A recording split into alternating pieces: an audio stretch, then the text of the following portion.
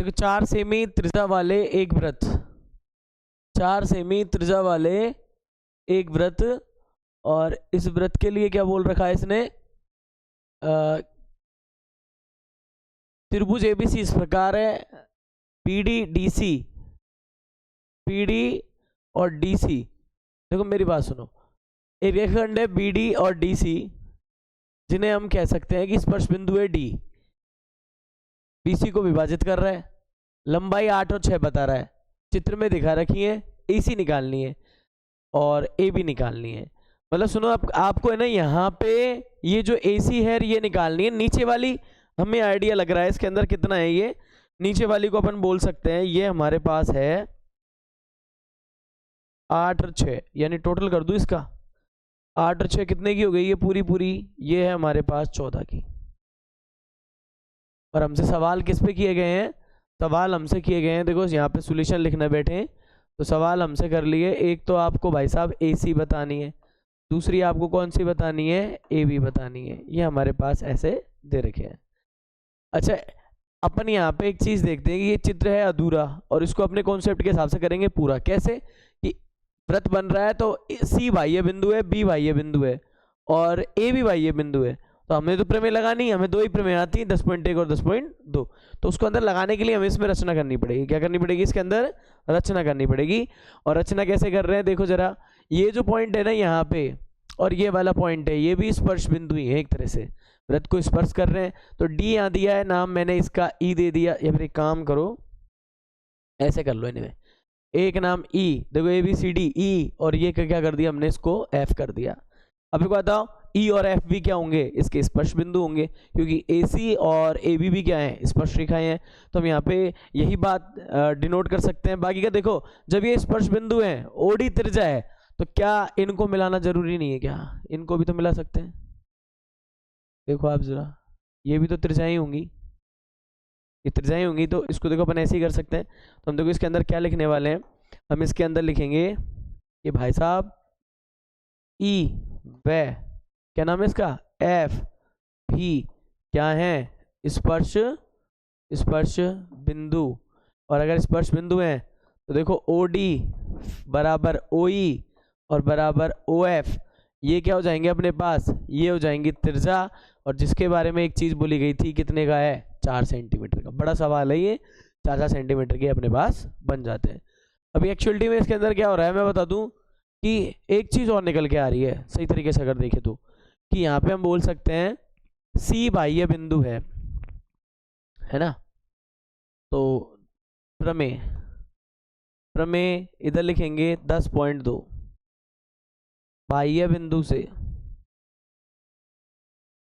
से वृत्त पर खींची गई स्पर्श रेखाएं क्या होती हैं, स्पर्श रेखाएं लंबाई में होती हैं बराबर, लंबाई में क्या होती हैं, बराबर होती हैं।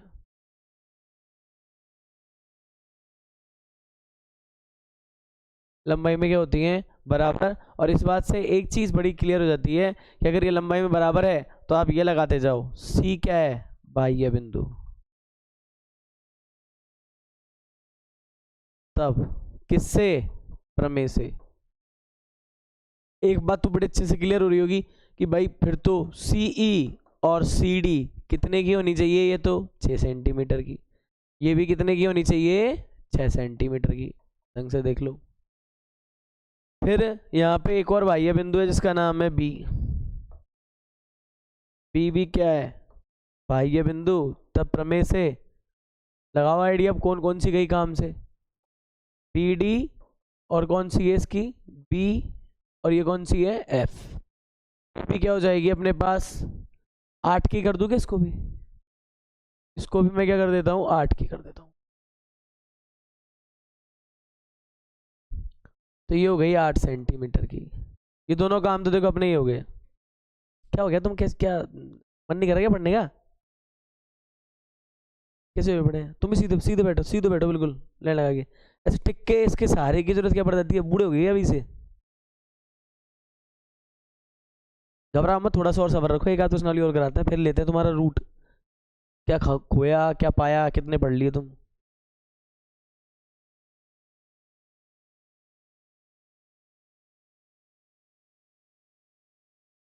भाई ये बिंदु से अगर स्पर्शरेखाएं खींचते हैं तो क्या हो जाता है? ये है अपना ए एफ, इसके बारे में नॉलेज नहीं है, हम इसको क्या बोलेंगे? एक्स। तो ये वाली भी कितनी हो जाएगी? एक्स। रीजन है कि पता ही नहीं है ना उसके बारे में, तो अपन को एक्स बोलना ही पड़ेगा। तो यहाँ पे हम एक नोटेशन मान रहे हैं कि भाई जो ये आपका ए ई है वो किसके हो जाएगा? ए एफ के हो जाएगा, और वो कितना हो गया? X centimetre. इससे देखो भुजाओं पे क्या फर्क पड़ा है उसके बारे में लिख लेते हैं। भुजाओं पे ये फर्क पड़ा है कि ये भुजा मांग रहे थे वो अपन से, तो हम भी कह रहे हैं सर अब तो इसको जोड़ जाड़ देंगे और इसका आंसर लगा देंगे अपन, क्या आएगा। तो ये पूरी भुजा क्या हो जाएगी? एक तरफ 8 है, एक तरफ x है, 8 + x। और सेम स्टोरी इसके लिए भी अपन कितना कर देंगे? यहाँ पे देखो ये 6 और x, 6 + x, ये हो जाएगी भुजा। तो हम लिख सकते हैं कि भाई इस हिसाब से हमारी जो कौन सी है, ये ए सी हो जाएगी 6 + x, और ये दूसरी कौन सी है? ए बी, ये हो जाएगी 8 + x। देख लीजिए अब ये दोनों, अगर बंदा x का मान लिया है यहाँ रखने से सीधा सट ये अपना सॉल्व आराम से हो जाएगा। तो अपन इसको क्या बोल रहे हैं? देखो यहाँ पे इसको बोल रहे हैं अपन समीकरण नंबर 1, ताकि अपने काम आए आगे। ये सारी डिटेल अपन ने डायग्राम की बना बनू के इतनी लिख दी है। अभी आगे का प्रोसीजर चालू करेंगे, इतना आप देख सकते हो उसको आराम से। अभी मैं आपको बता दूं इसके अंदर और थोड़ी सी रचनाएं मैं करने वाला हूँ। इसके अंदर क्या रचना करने वाला हूँ मैं बता दूं आपको कि इसमें क्या है, मुझे x का मान निकालना है। और जब भी किसी की भुजाएं गायब हो ना त्रिभुज की, तो याद रखो त्रिभुज का क्षेत्रफल दो तरह से निकालना सीखा था आपने। एक है हीरोन्स के फॉर्मूले से, और एक है किसी बड़े त्रिभुज के अंदर छोटे छोटे कई त्रिभुज बन रहे हो तो उनको जोड़ के। तो यहाँ पे वो चीज़ अप्लाई करेंगे। एक तो इसका डायरेक्ट ABC का क्षेत्रफल डायरेक्ट निकल सकता है, किससे? हीरोन के फॉर्मूले से, सबने पढ़ा हुआ है 9th का, वो लगाना है। और अगर इसी त्रिभुज के क्षेत्रफल को निकालना है तो इसमें बनी हुई संरचनाओं को, छोटी छोटी संरचनाओं को क्षेत्रफल निकाल के जोड़ लेना है। तो यहाँ पे हम एक और रचना करने वाले हैं। हमने C को, B को और A को और ज्वाइन कर दिया, OC OB और OA को मिलाया, इनको और मिला लिया हमने। ये काम करेंगे। इनको मिलाने से क्या फायदा होगा? इनको मिलाने से ये फायदा होने वाला है, स्कूल में तो कराया होगा ना ये है? किस तरीके से कराया? कुछ बदला था या ऐसे ही कराया है? हाथों से तो पता है मुझे, मुंह से तो नहीं करा सकते। खैर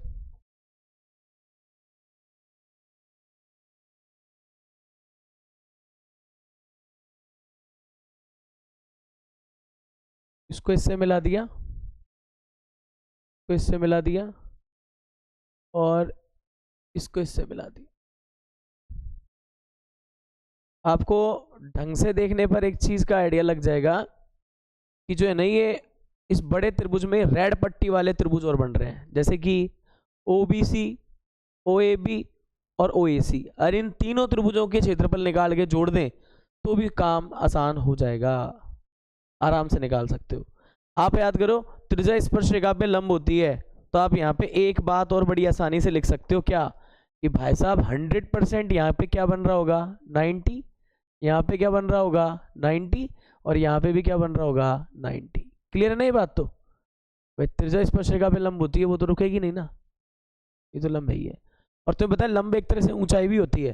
तो ये छोटे छोटे त्रिभुजों के क्षेत्रफल आप आराम से निकाल सकते हो। कैसे निकाल सकते हो? कि इसमें ऊंचाई है ही है, आधार दे ही रखा है, ऐसे उधर भी आधार दे रखा है, ऊंचाई है ही है। अब बताओ, याद करो इसको कितना बोला था इसने? त्रिज्या बोला है ना इसको, तो ये 4 की ये है, सोई 4 की ये वाली है, और सोई 4 की ये वाली है। देखो सारी आपकी 4 4 की हैं ये। तो ऊंचाई तो इनकी 4 आ रही है सारे त्रिभुजों की। छोटे छोटे त्रिभुज है ना जो ये ओ के ध्रुव ओ से बने हुए, OBC OAB OAC, ये सारे। देखो हम क्या यहाँ पे करने वाले हैं इसमें,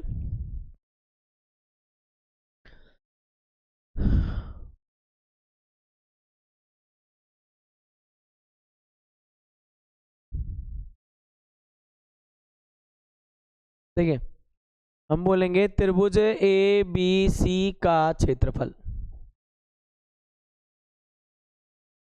त्रिभुज ABC का क्षेत्रफल। देखो मैं क्या बोल रहा हूँ, इसके अंदर ये बड़ा क्षेत्रफल कैसे निकलेगा, यहाँ लिखूंगा त्रिभुज ओ बी सी का छेद प्लस त्रिभुज एक नाम है ओ ए बी का छेद, और ऐसे ही प्लस एक और है जिसका नाम क्या है, त्रिभुज एक और बन रहा था ना, कहाँ है ये, एक बना दिया ओ ए बी, तो एक बन रहा है ओ ए सी, ओ ए सी का छेद। आप देख लो, एक बड़ा त्रिभुज तीन छोटे छोटे त्रिभुजों में बट जाता है। अब तीनों के क्षेत्रफल को जोड़ने के बाद अपन आराम से, अरे एक बड़ा रूम है, इसमें पार्टीशन हुए हैं, तीन रूम नहीं बने क्या, तीनों रूमों का क्षेत्रफल निकाल लो, पूरे एरिया का क्षेत्रफल आ जाएगा। तो और एक पूरे एरिया का पहले ही नाप लेते, फिर तीन रूम बनाते तो भी क्षेत्रफल तो बराबर ही रहता ना। वो ये थोड़ी ना तीन रूम बनाने से क्षेत्रफल डबल हो गया, दो मकान हो गए एक साथ ही, ऐसा नहीं होता। क्षेत्रफल उतना ही है, उसमें आप पार्टीशन कर रहे हो, उससे कोई इफेक्ट नहीं पड़ेगा। बोर्ड पे देखना है अपन को सवाल, यहाँ पे देखो क्या हो जाएगा, जैसे त्रिभुज का अपन क्षेत्रफल निकालेंगे तो क्या है, ओबीसी का क्षेत्रफल क्या होगा, आपको पता है कि जो अपन ये लिखते हैं ना त्रिभुज का क्षेत्रफल, एक सीधा सूत्र होता है जब उसमें ऊंचाई दे रखी होती है, तो 1/2 आधार गुणा क्या लगाते हैं हम, ऊंचाई। अब अगर किसी त्रिभुज में अगर ये दे रखा है तो आप आराम से निकाल सकते हो, कैसे, इसमें बोलेंगे 1/2, अब आधार की जगह मैं ये लाइन लिखूंगा जिस इसकी है BC, और ऊंचाई कौन सी है उस पर जरा देखो, OD, कौन सी है, OD। ये देखो एक का क्षेत्रफल तो ये आ गया। दूसरे का क्षेत्रफल कैसे निकालेंगे, वही अपन लिखेंगे यहाँ पे 1/2, आधार कितना है जरा देखो उस वाले में, AB, AB कितना है अपने पास, AB देख के लिखेंगे। फिर देखो इसमें ऊंचाई कितनी है, ऊंचाई देखो AB पे कौन आके गिर रहा है, OF, तो ये OF इसकी ऊंचाई हो जाएगी।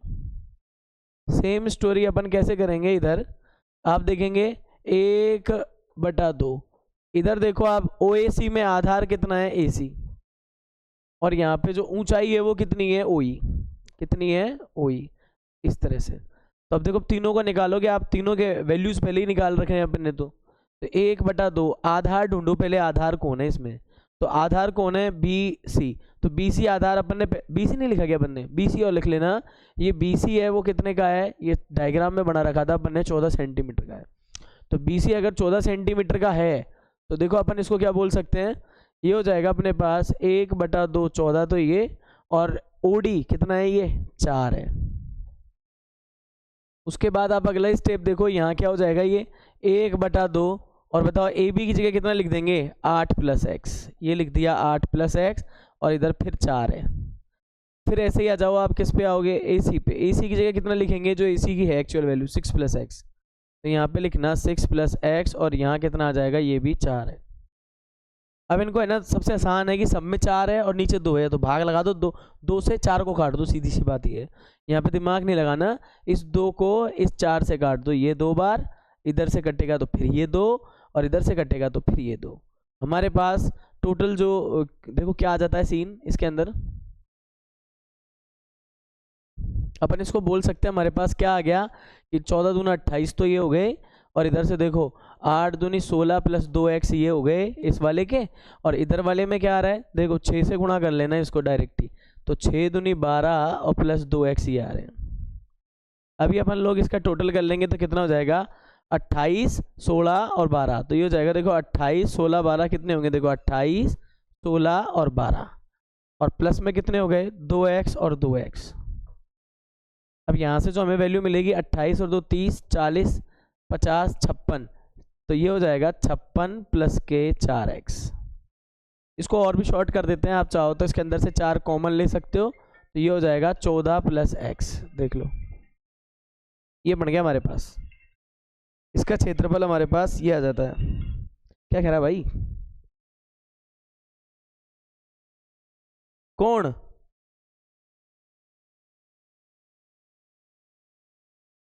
किस में देखा है तुमने,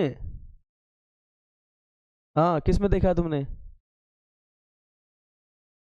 यार पागल आदमी है ये यार, सुबह से मजाक कर रहे।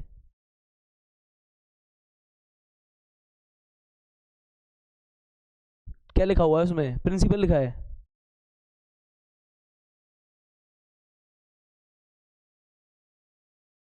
हाँ?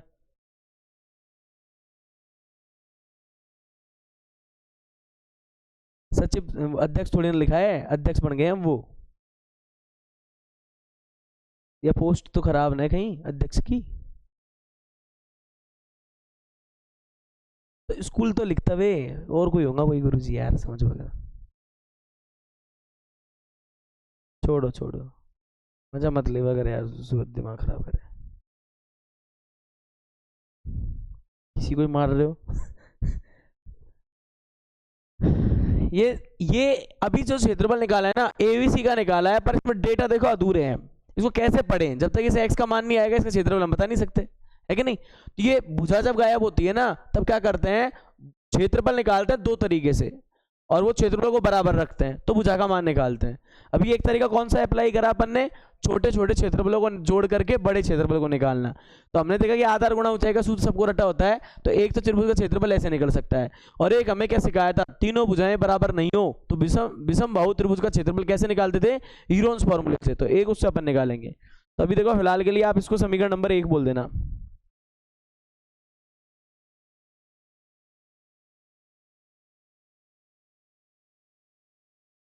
इक्वेशन नंबर 2, ठीक है, ये हो गया। अब आपको देखो एक अपना आधा काम तो हो चुका है इस सवाल के लिए। यहां पे देखो जो कोण ए होता है ना, उसके सामने की भुजा का शुभ नाम और होता है एक, जिसको स्मॉल ए बोलते हैं। याद रखना, पहले 9th में सवाल बनते थे और शायद 9वीं क्लास में थे। कोण ए के सामने वाली भुजा को स्मॉल ए भुजा बोलते हैं। कोण सी के सामने वाली भुजा को क्या बोलेंगे, स्मॉल सी। इसका नाम है शॉर्टकट, ऐसे ही बोलेंगे। उसमें s a plus b plus c ऐसा कुछ आता है ना, इसमें निकालते ना वो a plus b plus c by 2, इस तरह से। अब तो कौन बी के सामने वाली भुजा का नाम क्या होगा, स्मॉल बी। इनका आप तीनों भुजाओं का याद रखना भाई, कौन सी भुजाएं होती है तीनों, तो उस हिसाब से अपन दिमाग इसके अंदर लगा सकते हैं। अब देखिए यहाँ पे हमें एक चीज बोल सकते हैं कि भाई सुनो, यहाँ पे एक तरह से अगर हम बात करें तो हमने एक चीज देख ली कि जो यहाँ पे ए नाम की भुजा है ना, हीरोन्स फॉर्मूले के अकॉर्डिंग वो है 14, और जो बी नाम की भुजा है वो क्या है 6 + x, और जो सी नाम की भुजा है ना वो है क्या अपने पास सी 8 + x। तो कुल मिलाकर के इस तरह से हमारे पास ये तीनों आ जाती हैं। अब ये तीनों आने के बाद देखो अपना अगला काम क्या रहता है, अपन इसके अंदर क्या लगाएंगे, अपन जो हीरोन्स फॉर्मूला है उसको अप्लाई करेंगे। एक चीज तो अपन ने निकाल ली, अब ये हीरोन्स फॉर्मूले के हिसाब से करेंगे अपन। तो सबसे पहले हम क्या निकालेंगे उसके लिए, एस निकालेंगे। तो कैसे निकलेगी, a plus b plus c by 2।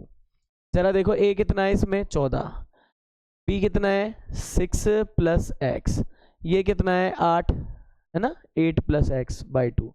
जोड़ लो 14 और 6 20 और 8 28।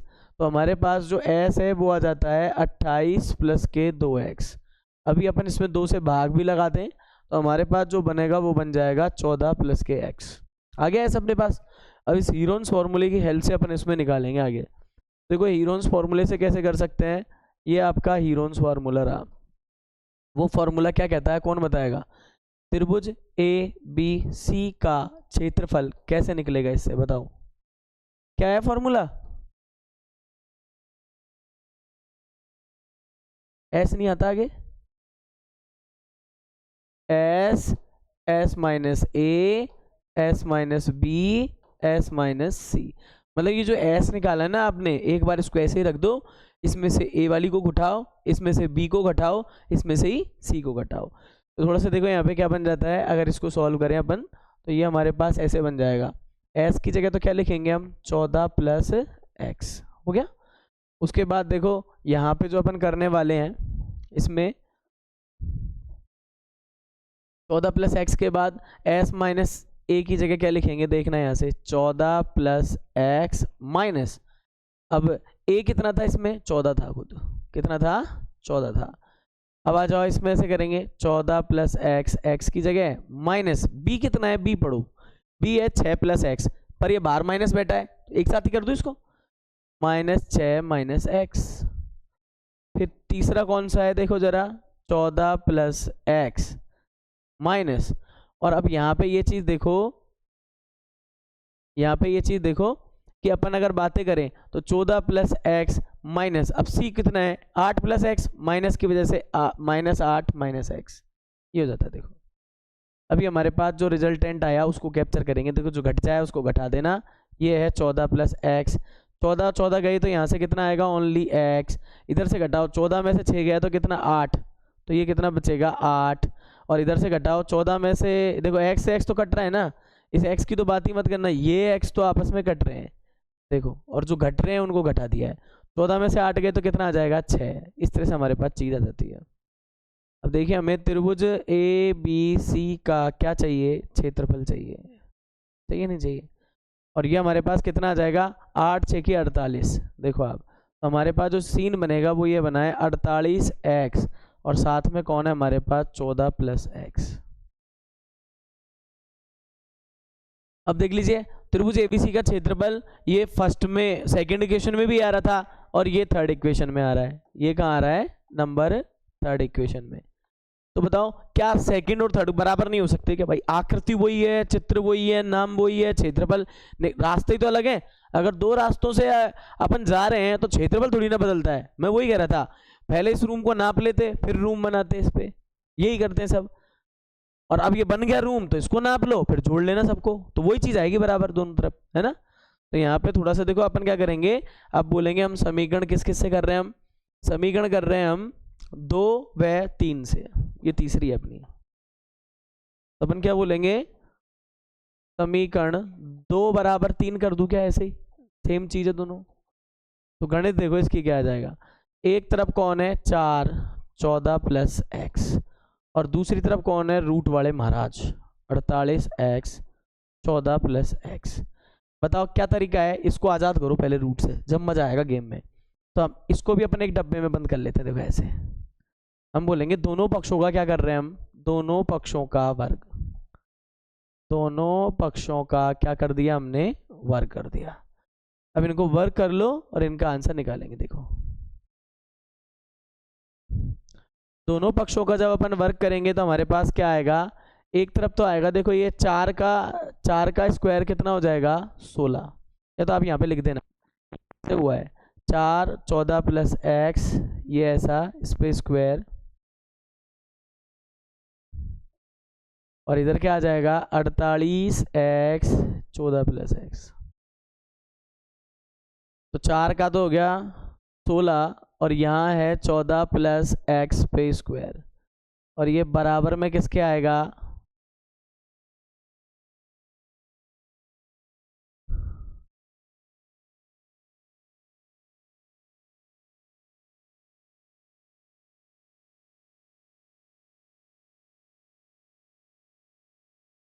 ठीक है। यहाँ कितना आ जाएगा, ये इसका स्क्वायर करेंगे तो है क्या कर दिया, इसका तो खुल गया ना स्क्वायर, तो ये तो ऐसे कैसे हो जाएगा, रूट खुला है तो 48 एक्स, और ये हो जाएगा 14 प्लस एक्स। अब देखिए आप काट सकते हो, ये जो डब्बा है ना ये इससे कट जाएगा एक बार तो, और 16 कट जाएगा इससे, 3 हो जाएगा इधर। तो यहाँ पे क्या बचेगा, इधर बचेंगे 3x, और इधर बचेगा ये डब्बा 14 प्लस एक्स। अब आप इसको लिखा रहने दो 14, 3x में से क्या घटेगा x, तो 14 बराबर क्या आ जाएगा अपने पास 2x, तो x का मान आ जाएगा 14/2, जिसको हम क्या बोलते हैं 7।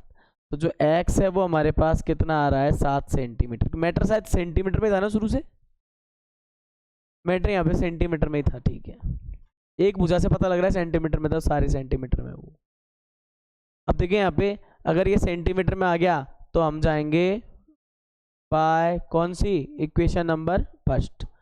तो ए बी क्या बोली गई थी, देखो जरा, ए बी को बोला था शायद अपन ने 8 प्लस एक्स, 8 प्लस एक्स। तो हमारे पास जो ए बी है वो क्या आ जाएगी 8 प्लस कितना 7 कर दूं, देखना 15 सेंटीमीटर है क्या इसकी एक। और ए सी को देख लो जरा, ये क्या थी 6 प्लस एक्स, तो 6 प्लस एक्स से अगर अपन इसको करेंगे तो कितना आ जाएगा 6 प्लस 7, यानी कितनी आ गई 13 सेंटीमीटर। चेक करो देखा दोनों उत्तर ही हैं क्या।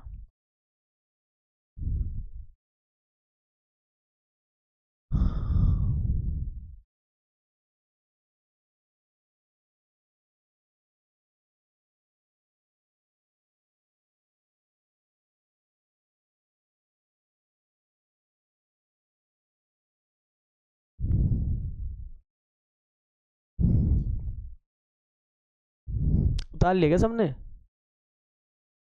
सारे उतार के बैठे हो? वो जल्दी उतारा तुमने तो यार सवाल।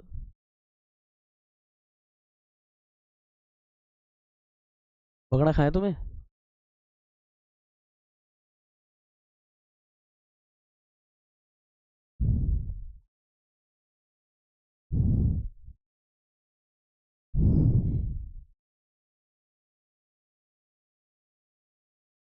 कल कौन सी स्टार्ट करें? हैं? बताओ। अधूरी चल रही सांख्यिकी को पूरी करें।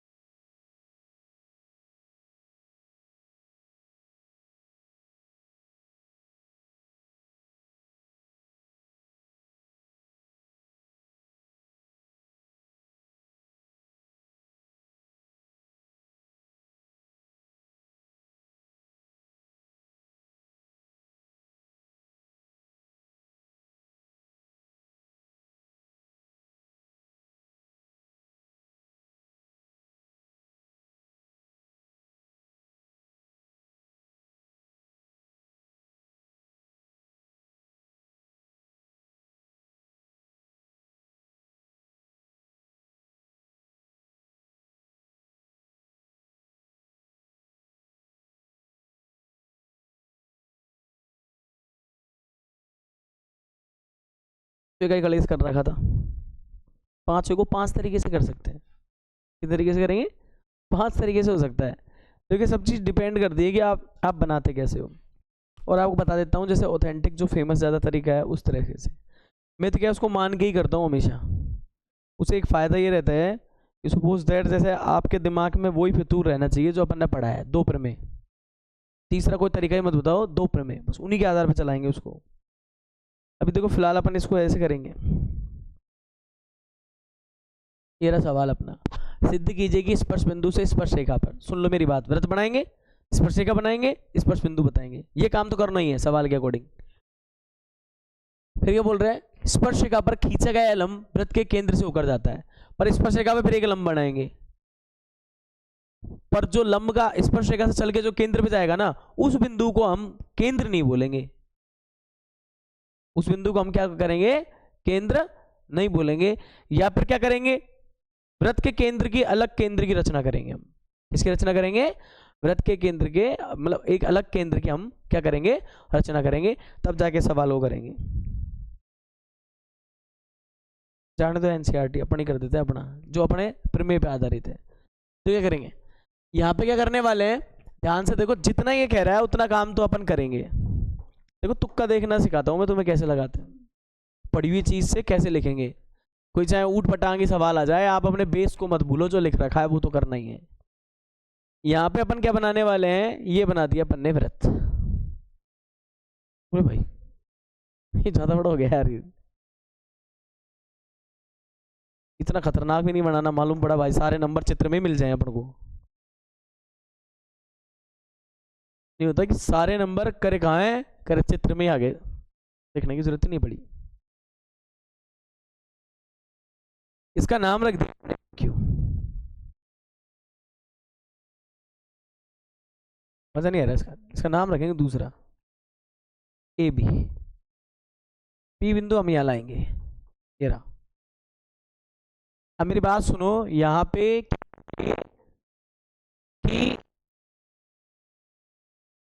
डालना है। अब तुम जानते हो ना, सारी दुनिया जानती है कि अपन जब व्रत बनाते हैं तो केंद्र तो फ्री में ही आता है अपने पास। आएगा नहीं आएगा? उसी के आधार पर बनेगा अपने सर्किल।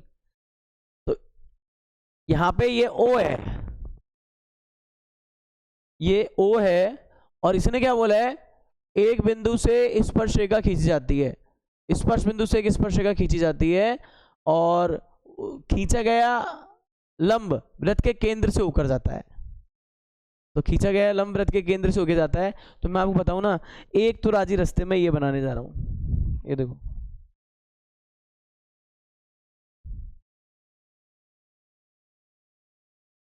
जेन्युइन केस में यही बनाते हैं अपन, प्रमेय एक लगाते हैं तो यही बनाते हैं ना चित्र। अभी तो इसके बारे में कुछ नहीं बोल रहे अपन, अपन क्या बोल रहे हैं कि भाई ये तूने जो भी बनवाया, मैं कह रहा हूं ओ वृत्त का, जैसे मान लो अगर ओ वृत्त का केंद्र है, तो मैं यूं बोल रहा हूं कि जो ये बोल रहा है ना स्पर्श बिंदु से जाने वाला लंब, तो वो एक अलग ही चीज है। वो ऐसा है, देखो ये इसका नाम पता है क्या है? इसका नाम है ओ डैश। और सुन लो, ये ओ डैश क्या है? ये आपकी स्पर्श रेखा के स्पर्श बिंदु पर क्या है? लंब है। देख लो आप, देखो क्या कहा है, ध्यान से समझना, इसमें गड़बड़ ये होगी कि इसको पढ़ने में ही गलती हो जाएगी। इसने क्या बोला है? सिद्ध कीजिए कि स्पर्श बिंदु से स्पर्श रेखा पर खींचा गया लंब वृत्त के केंद्र से गुजरता है। ये ओ डैश कौन है मैं बताऊं? जैसे ओपी, ये पेन दिख रहा है, सबको दिख रहा है, ये पी है, ये ओ है, ये दिख रहा है, पेन दे, ये पेन दिख रहा है, ये इसका नाम क्या है? ये ओ है, ये पी है। अब मैं आपको बता दूं कि जो ये है ना ओ डैश पी बोल रहा हूं, ये इसके जस्ट पीछे है, बोर्ड के अंदर। जैसे लकड़ी का मोटा फंटा ले अपन, तो आगे की तरफ ओपी इंडिकेट कर दें और उसी फंटे के पीछे की तरफ क्या कर दें? ओ डैश पी इंडिकेट कर दें। मतलब अरे कैटेगर तो पैरेलल ही हुआ ना दोनों का। जैसे मान लो कोई जैसे अपन किसी भी चीज को लेते हैं तो ये सीन क्रिएट कर रहे हैं, उसमें पैरेलल है कि नहीं ये दोनों? यहां से देखो आप, ऐसे तो नहीं दिखेगा आपको, ऐसे तो आपको ये बाहर वाला इससे ज्यादा दिखेगा, जिसको मैंने डार्क लाइन से बनाया है ओपी, ये इसके अंदर है इनिशियल से। अगर मैं ये लिख दूं कि ओ और ओ डैश ओवरलैप कर रहे हैं, दो पॉइंट नहीं एक ही है, अंदर है ना, इसलिए एक ही है, एक ही सीध है, एक ही फॉर्मेट है उसका, तो हमारा सवाल सिद्ध हो जाता है कि हमने क्या बोल रहे हैं कि ये कह रहे हैं ना स्पर्श बिंदु से जाने वाला लंब, तो वो ओ डैश पी बोल रहा हूं मैं, स्पर्श बिंदु से जाने वाला लंब। और ओपी को कोई हिला नहीं सकता, वृत्त आया है तो ओ तो आएगा ही आएगा। अगर मैंने कह दिया ओ वृत्त का केंद्र है और ओ डैश बराबर ओ लिया आया, तो ओ डैश भी वृत्त का केंद्र है, अपना काम सिद्ध हो जाएगा कि जाने वाला लंब केंद्र से होके जाता है। ठीक है ना? तो देखो अपन क्या करेंगे, ऐसे समझेंगे इसको। यहाँ पे क्या है, ऐसे लिखेंगे क्लियर दिया हुआ है। ये भी कराया था ना स्कूल में। स्कूल में कैसा वे लिया? इसमें स्कूल में नहीं लिया, कहाँ छुड़ा है इसको? तुम्हारे कौन से लिया? याद नहीं है? शाबाश। ओ केंद्र वाला एक वृत्त है,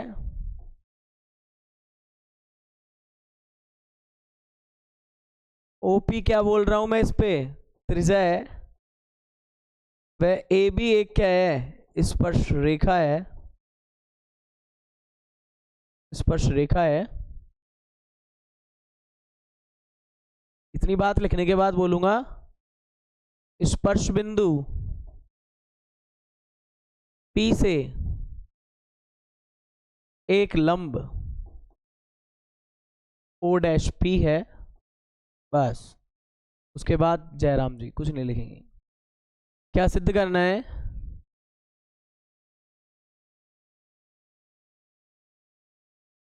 ओ डैश पी, यही तो बोल रही है, जाने वाला लंब वृत्त के केंद्र से जाता है, ओ डैश पी ओ से गुजरता है। ओ डैश पी के रास्ते में कौन पड़ता है? ओ पड़ता है। ओ कौन है? केंद्र है। कौन है? केंद्र है। देखो हमेशा ऐसा ही होता है अक्सर, आपको पता है ये वहीं मरेगा जाके, सामने मुंह पे किसी के नहीं कहते तू वहीं मरेगा, अपन उसको सामने नहीं बोलते, अपन उल्टा केस लेके चलते हैं। वो ना कंट्राडिक्शन, जैसे अपरिमेय संख्याओं को सिद्ध कर रहे थे शुरू की प्रश्नावली में, वही उल्टा लेके चलो कि भाई ओ डैश पी है, केंद्र से नहीं जाता है, अलग ही जाता है, 90 डिग्री बना रहा है और अलग ही जाता है। अगर नियत साफ है तो रास्ते एक दिन मिल ही जाएंगे, नहीं तो फिर तो तुम जानते हो गड़बड़ी है। तो यहाँ पे यही चेक कर रहे थे कि ओ डैश पी, तू पी पे लंबी है और तू फिर कहां से जा रहा है? ओ डैश से जा रहा है, और तू केंद्र से नहीं जा रहा है, ऐसा मान के चल रहे हैं अपन। और एक दिन अगर ओ और ओ डैश बराबर आ गए तो बेटा तू अलग नहीं है, केंद्रीय है, केंद्र जैसा ही है। नहीं समझे आप बात? देखो अपन अपन हिंदू लोगों के बताऊं क्या है, आपने देखा होगा वैसे तो अपने राम भगवान, लक्ष्मण जी और फलाने महाराज है ना, है कि नहीं, पर उनके भी कोई अनन्य भक्ति या उनके जैसे कार्यों को करने वाला या उस तरह की सोच विचार संस्कृति वाला, तो अपन ने कहते यार ये तो उसके जैसा है। चलो छोड़ो, कईयों का क्या होता है, शकल सूरत और स्टाइल वैसी हो जाती है जैसे मतलब अपन ने किसी आदमी की, सेलिब्रिटी की या किसी महान आदमी की देखी है, तो अपन उन्हें कहते थे ओ ये यार ये तो बन रहे हैं, ये अपने आप में ये बन रहा है फलाना महाराज, है ना। कोई ज़्यादा उसकी बात कर दे धर्म आस्था की, तो ये फलाना महाराज बन रहे हैं ये तो।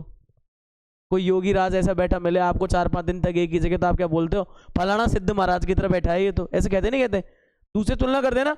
वही अगर ओडेएसपी के लक्षण अगर सारे काम काज सारे किसके जैसे निकले, केंद्र के जैसे निकले, तो हम बोल देंगे ओडेएसपी कोई अलग चीज नहीं है, वही ओपी की जैसी है ना। ओडेएसपी कौन है, ओपी की मौसी है, माँ जैसी है, मतलब ऐसा हो जाएगा सीन। तो यहाँ पे यही क्रिएशन करने वाले हैं, देखो अपन जो इसने बोला है करेंगे। एक चीज और दी हुई है, देखो इसमें एक चीज और दी है, ओडेएसपी। ओडेएसपी क्या है,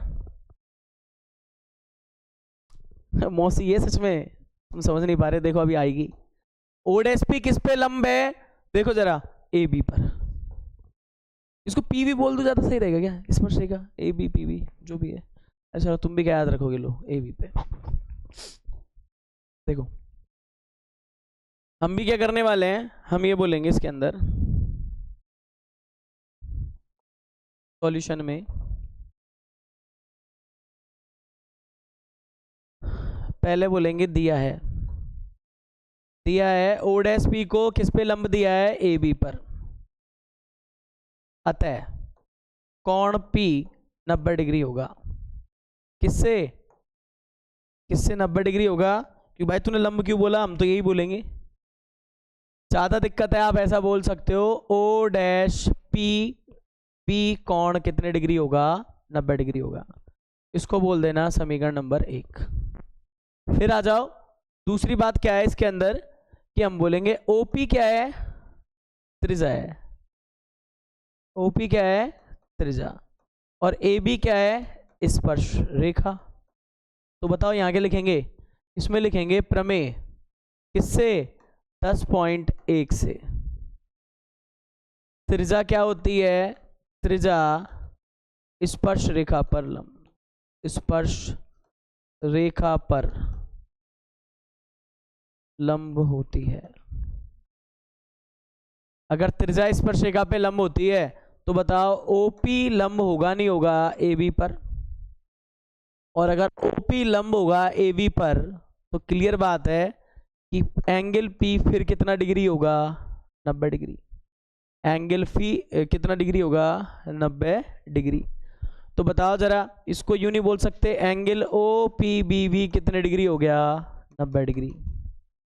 समीकरण एक और तो बराबर नहीं है क्या, पी तो 90 ही है तुम्हारे वजह से, चाहे तो त्रिज्या को उस पे लंब ला, चाहे खुद के मन से लंब लेके चल, एक ही चीज आ रही है ना। तो देखो अपने यहाँ क्या बोलेंगे, यहाँ पे समीकरण 1 व 2 से, जितना आसान हो सकता था मैंने करा दिया, 1 व 2 से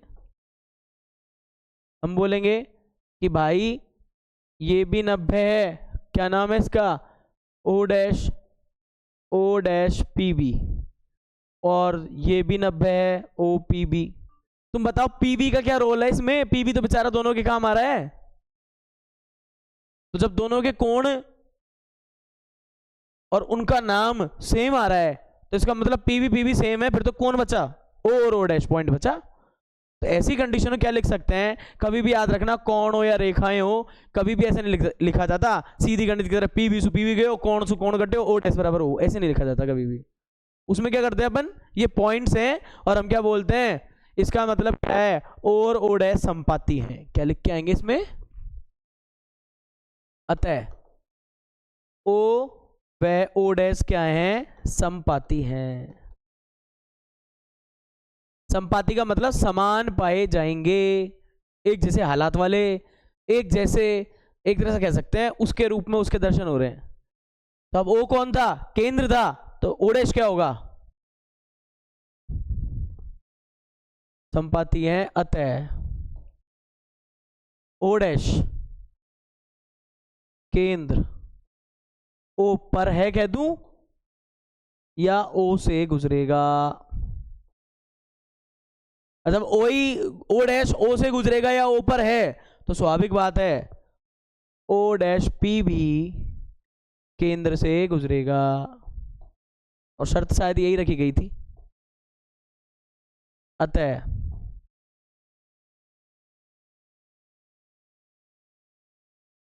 डाला गया लंब केंद्र से गुजरेगा।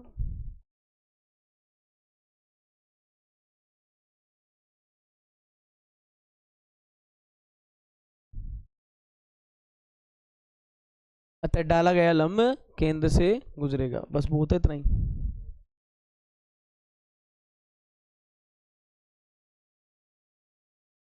सुनो, कल अपन 6 चैप्टर का काम करेंगे।